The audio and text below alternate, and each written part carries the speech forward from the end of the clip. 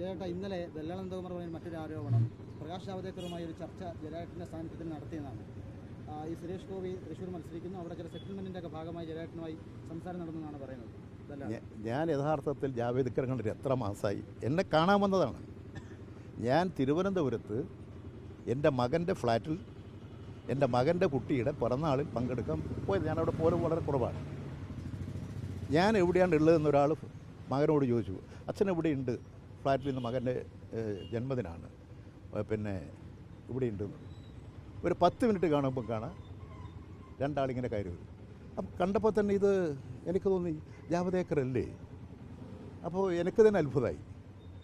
അപ്പോൾ ഒരു വീട്ടിലൊരാൾ വന്നപ്പോൾ ഇറങ്ങിപ്പോകുമെന്ന് പറയാൻ പറ്റില്ലല്ലോ. ഞാൻ വളരെ സന്തോഷപൂർവ്വം നമസ്കാരം പറഞ്ഞു. എന്താ വന്നു വെച്ചാൽ ഞങ്ങൾ ഇതിലേ കൂടി പോവുകയായിരുന്നു. അപ്പോൾ നിങ്ങളിവിടെ ഉണ്ടെന്ന് പറഞ്ഞു, ഒന്ന് കാണാം. ഇതാണ് ഞാനുമായി അദ്ദേഹവുമായി സംസാരിച്ചിട്ടുള്ള കാര്യം.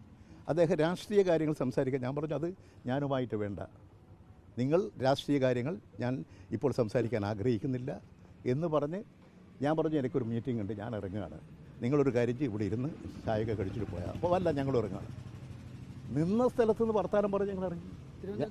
തിരുവനന്തപുരത്ത് ആക്കുളത്തുള്ള മകൻ്റെ ഫ്ലാറ്റിലാണ്. ഇതൊന്നും എൻ്റെ അടുത്ത് ആരെല്ലാം വരുന്നുണ്ട്? കോൺഗ്രസിൻ്റെ ഉന്നതരായ നേതാക്കൾ വരുന്നില്ലേ? BJPയുടെ നേതാക്കൾ വരുന്നില്ലേ? ഇവർ മാത്രമാണോ? ആരെല്ലാം വരുന്നു സംസാരിച്ച്? ഞാൻ LDFൻ്റെ ഈ സംസ്ഥാനത്തിൻ്റെ പ്രധാനി എന്നുള്ള നിലയിൽ ഏതെല്ലാം പാർട്ടിക്കാർ വരുന്നുണ്ട്, ഏതെല്ലാം വിഭാഗത്തിൽപ്പെടുന്നു. വൈദികന്മാർ എന്നെ കാണാൻ വരുന്നുണ്ട്, പല മുസ്ലിയാർമാർ അവരെന്നെ കാണാൻ വരുന്നുണ്ട്.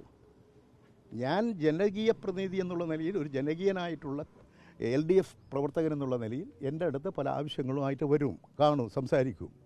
അതുകൊണ്ട് ആരോടെങ്കിലും സംസാരിക്കുന്നതിലൊന്നും ഞാൻ ഇന്ന് വരെ തടസ്സം ഉണ്ടാക്കിയിട്ടില്ല. പക്ഷേ ഇതങ്ങ് സംസാരിച്ചാൽ അങ്ങ് മാറിപ്പോകുന്നതല്ല എൻ്റെ രാഷ്ട്രീയം. അതാദ്യം മനസ്സിലാക്കണം. ഞാൻ ഈ മാധ്യമക്കാരോട് ഈ ഏതെങ്കിലും നിലവാരമില്ലാത്തവർ, ഞാൻ ഇന്നലെയും പറഞ്ഞൊരു കാര്യമാണ് വിളിച്ചു പറയുന്നത്, നിങ്ങൾ ദയവ് ചെയ്ത് അവസാനിപ്പിച്ചാൽ ഇതെല്ലാം തീരും. അവരുടെ പടം വരാൻ വേണ്ടി കാണിക്കുന്ന ജാഗ്രതയാണിത്. ഈ TV വന്നതോടുകൂടി ഇത്തരത്തിലുള്ള കുറേ ആളുകൾ, വമ്പന്മാർ രംഗപ്രവേശനം ചെയ്തിട്ടുണ്ട്. അവർക്ക് ഈ ചാനലിൽ കാണണം. അതിനെ നിങ്ങൾ പ്രോത്സാഹിപ്പിക്കരുത്. തെറ്റായിട്ടുള്ള രാഷ്ട്രീയത്തെ തന്നെ മലീരസമാക്കുന്ന, വൃത്തികേടാക്കുന്ന, അതിൻ്റെ വ്യക്തിത്വത്തെ, രാഷ്ട്രീയത്തിൻ്റെ മാന്യതയെ കളങ്കപ്പെടുത്താൻ ഇത്തരത്തിലുള്ള ചില ശക്തികൾ പരിശ്രമിക്കും. അത് നിങ്ങൾ കൂടി ഇത് മനസ്സിലാക്കി പ്രവർത്തിക്കണമെന്നാണ് എനിക്ക് അഭ്യർത്ഥന. നന്ദകുമാർ എന്നെക്കുറിച്ച് എന്താ പറഞ്ഞത്? ഞാൻ കേസ് കൊടുക്കണ ഒരു വകുപ്പ് വേണ്ടേ? വെറുതെ പോയി കേസ് കൊടുക്കാൻ പറ്റൂ? ഇന്നലെ ഞാൻ ഈ ചാനലിൽ കണ്ടു, അത് ഏഷ്യാനെറ്റാണ്, അതിൻ്റെ അവതാരകൻ ചോദിക്കുന്നുണ്ട്, ഞാൻ എന്തടിസ്ഥാനത്തിൽ അയാൾ പേർക്ക് കേസ് കൊടുക്കുക? എനിക്കെതിരായി എന്തെങ്കിലും പറഞ്ഞാലല്ലേ ഞാൻ കേസ് കൊടുക്കുക? ഏത് രീതി? അയാൾ ഇതെല്ലാം ഞാൻ പറഞ്ഞത് അതെല്ലാം കഴിഞ്ഞുപോയ ഓരോ കാലഘട്ടത്തിൽ പ്രശ്നമല്ലേ? അതിനെല്ലാം ഞാൻ കേസ് കൊടുക്കണം. ഇപ്പോൾ ഒരു തൃക്കാക്കര തെരഞ്ഞെടുപ്പ് നടന്നപ്പോൾ ഞങ്ങളുടെ സ്വാധീനം വർദ്ധിപ്പിക്കാൻ പലരും ഞങ്ങളോടൊപ്പം വന്നിട്ടുണ്ട്. കോൺഗ്രസിൻ്റെ DCC സെക്രട്ടറി വന്നിട്ടുണ്ട് എറണാകുളത്ത്, മുരളി. ഇപ്പോൾ അദ്ദേഹം ഞങ്ങളുടെ പാർട്ടിയോടൊപ്പമാണ്. അതുപോലെ പലരും അവിടെ നിന്ന് വന്നിട്ടുണ്ട്.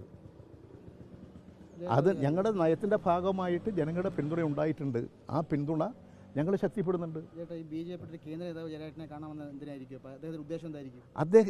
അദ്ദേഹത്തോട് ഞാൻ തന്നെ ചോദിച്ചു, എന്താ? അപ്പോൾ അദ്ദേഹം പറഞ്ഞു, ഞാൻ ഇതുവഴി പോകുന്ന അവസരത്തിൽ നിങ്ങളിവിടെ റോഡിൽ ഈ നാഷണൽ ഹൈവേൻ്റെ അടുത്ത് തന്നെ, അത് അവിടുന്ന് കയറിയുണ്ട്, അവിടെയാണ് ഫ്ലാറ്റ് മകൻ താമസിക്കുന്നത്. അതുകൊണ്ട് ഇവിടെ നിങ്ങളുടെ അപ്പോൾ ഒന്ന് കണ്ട് പരിചയപ്പെടാം. അതിനു മുമ്പ് ഞാൻ അദ്ദേഹമായി കണ്ടിട്ടുമില്ല, പരിചയപ്പെട്ടില്ല. അതുകൊണ്ട് കണ്ട് പരിചയപ്പെടാം, അതിനു വേണ്ടിയാണ് വന്നത്. ഇത്രയും കാര്യമാണ് അദ്ദേഹം എന്നോട് സംസാരിച്ചത്. ഞാൻ അദ്ദേഹത്തോട് പറഞ്ഞു, എനിക്ക് ഒരു മീറ്റിംഗ് ഉണ്ട്, ഞാനതുകൊണ്ട് ഞാൻ ഇറങ്ങുകയാണ്.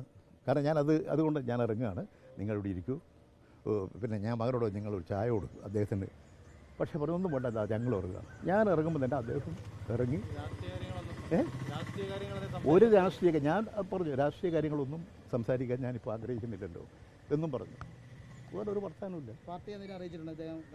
ഞാൻ എന്നെ കാണാൻ വരുന്നവരെല്ലാം പാർട്ടിനെ ആരെല്ലാം വരുന്നുണ്ട്.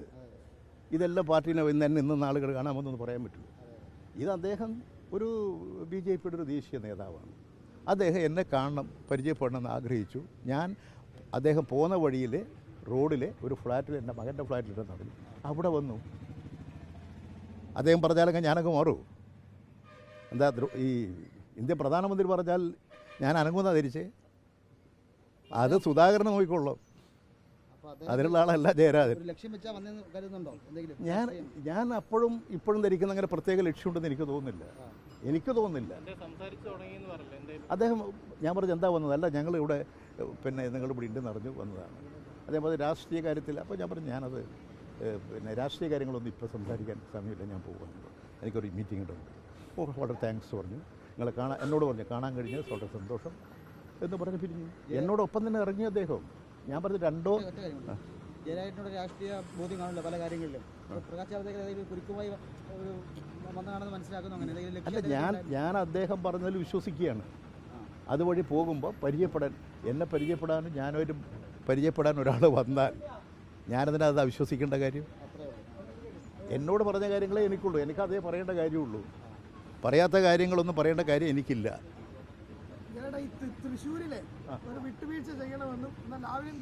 എന്നോട് അങ്ങനെയുള്ള ഒരു കാര്യവും അദ്ദേഹം സംസാരിച്ചിട്ടില്ല.